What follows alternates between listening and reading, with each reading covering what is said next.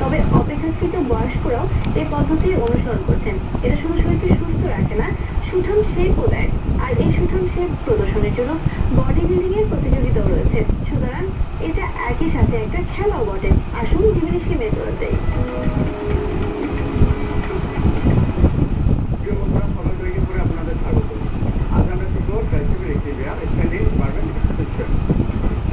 আমাদের যে রথগুলো লাগবে সেটা হচ্ছে আমরা 3 ফুটের একটি রথ, যে ওয়েটে আমরা ট্রাইসেপটা মারবো সেই ওয়েট আমরা রডে সেট করবো এবং আমরা আমাদের পুরো সুবিধার জন্য আমরা একটা টুল ইউজ করবো।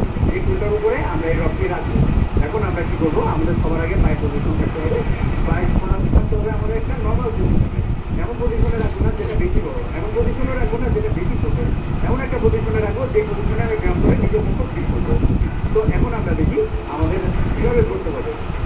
আমরা প্রথমে কি করবো, আমাদের হাতের পাঁজাটা আমরা আমাদের এখানে যে রডটি আছে সেই রড বরাবর রাখবো এবং আমরা খেয়াল রাখবো এখান থেকে যেন আমার আঙুলের 1 ইঞ্চি পর্যন্ত জায়গা খালি থাকে। এবার আমরা কি করবো, রডটি নিয়ে সোজা হয়ে দাঁড়াবো এবং রডটি আমরা মাথার উপরে তুলে ধরবো। এটা খেয়াল রাখতে হবে ট্রাইসেপের সকল ব্যায়ামই হচ্ছে আমাদের 90 ডিগ্রি। আমরা প্রথমেই আমাদের শরীরটা 90 ডিগ্রি বেশি নিচে ভাগ করবো না। আমরা রডটি সরাসরি আমরা মাথা নিচে নিয়ে আসবো এবং 1.5 থেকে 2 পর্যন্ত আমরা উপরে যত দূর উপরে রাখা সম্ভব আমরা রাখবো এবং আমার মনোযোগটা থাকবে এই মাসেলটার উপরে। এটা আমি হচ্ছে আমাদের ট্রাইসেপ। আমরা এই মাসেলটা বিকাশ করার জন্য এই ধরনের ব্যায়ামটা করে থাকি। বন্ধুরা আরেকটা জিনিস খেয়াল রাখতে হবে, আমরা যখন রডটি নামাবো তখন আমরা নিঃশ্বাস নিব এবং যখন আমরা রডটা উপরে উঠিয়ে দিব তখন আমরা নিঃশ্বাস ছেড়ে দেবো। তখন কি হবে, আমাদের এই সাইডটা পাস করবে। এবং আরেকটা জিনিস খেয়াল রাখতে হবে, আমাদের হাতের কবজি সবসময় সেই সোজা রাখতে হবে।